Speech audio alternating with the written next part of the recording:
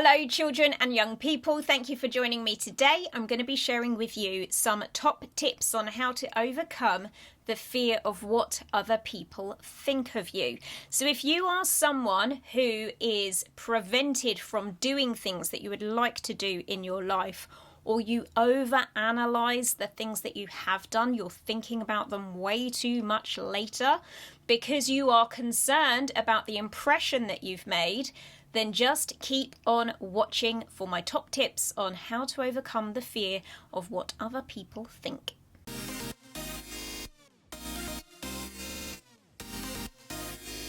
Okay, so the very first thing that I want you to keep in mind is that you can never really know what somebody else is thinking, even if they tell you and they think that they're being very accurate in what they have told you. The words that come out of people's mouths are just a way to try and explain what's going on inside their head.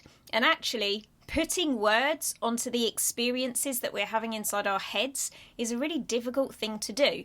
We've all been lost for words sometimes, right? We've all had a situation where you couldn't quite find the right word for what it was that you wanted to say. Well, even when you find what you think are the right words, they're just a label, so they're not really true to the experience themselves.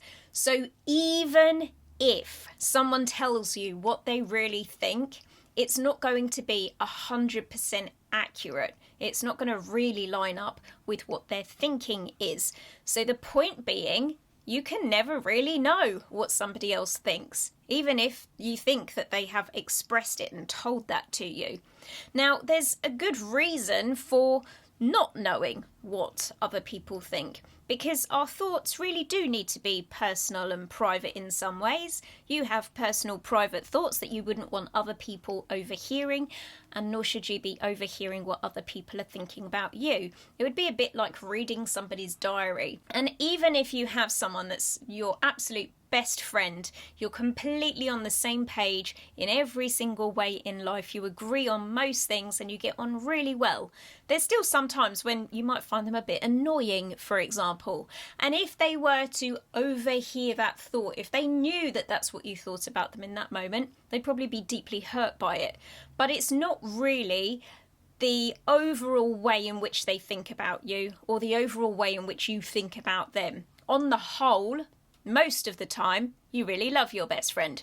Every now and again, they're annoying, but they're going to be having similar thoughts about you. No one is going to be completely annoyed with you all of the time, completely put off with you all of the time, completely happy with you all of the time. There's always a sort of mishmash of different emotions that we're feeling about different people. And this is another reason why it's a good idea that we don't really know what other people are thinking about us, because actually it would be really confusing. It would seem like one minute they love us and the next minute they're not so in love with us anymore.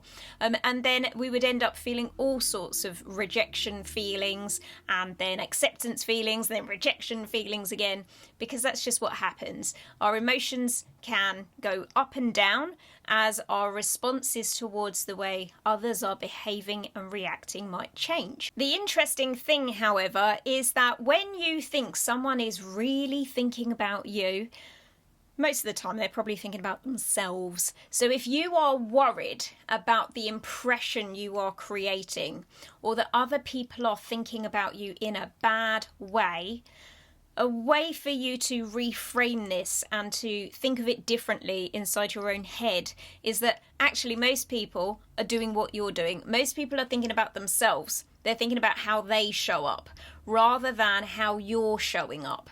And most of the time, people are very distracted by their own thoughts. You know, they're very busy inside their own heads, just like you are too.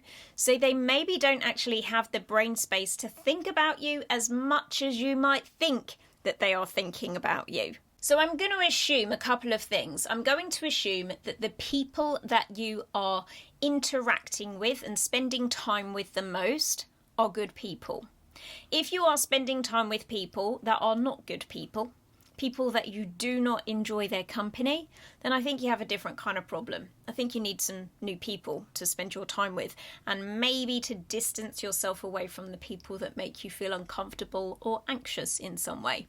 But assuming that you have good people around you, that they are useful and kind, and that they are supportive friends, then I think it's probably safe to assume that most of the time, when these people are thinking thoughts about you, they are thinking good thoughts about you.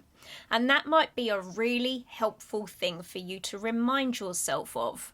Most of the time, we become troubled by the thoughts that someone might be thinking about us when they are someone that we like or when they are someone that we respect.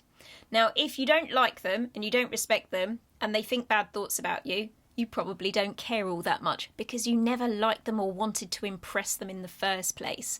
But the people that we are most concerned with what they think about us are usually the people that we like and the people that we respect. Now, if you like them and you are respectful towards them, the chances are they are not thinking bad things about you. The chances are those are the people that are thinking really good things about you, at least most of the time. Like we said earlier, people's thoughts might go up and down just because their emotions are going up and down. And it doesn't necessarily have anything to do with you whatsoever. If they have a quick, fleeting thought, which was not a very kind one about you, chances are it was just in that particular moment and isn't a good reflection, isn't a good summary of how they feel about you overall. But if you remember that most of the people you're spending your time with are people that you like or people that you respect, then the chances are those people are thinking thoughts of kindness about you. Their thoughts about you are coming from a good place, and that should give you a really strong sense of reassurance. And the final thing I'm going to ask you to remember is something that we refer to as perception is projection. Now, here's what this means. I am someone who wears contact lenses. All right, this is an example of what this means. I'm someone that wears contact lenses. You can't see them because they're on my eyeballs. But basically, from time to time, I might get, like a bit of dust or something that gets in the way of my contact lens. And then when I'm looking around at the world, it looks like the world is blurry. Actually, the world is not blurry. It's my contact lens that has gone blurry. And that's a good example. It's a good way of explaining our experience of how we interact with other people. Sometimes we might be having unpleasant interactions with other people, or we might be worried that they're thinking bad thoughts about us because of an interaction that we've had with them, or a way in which we've communicated with each other.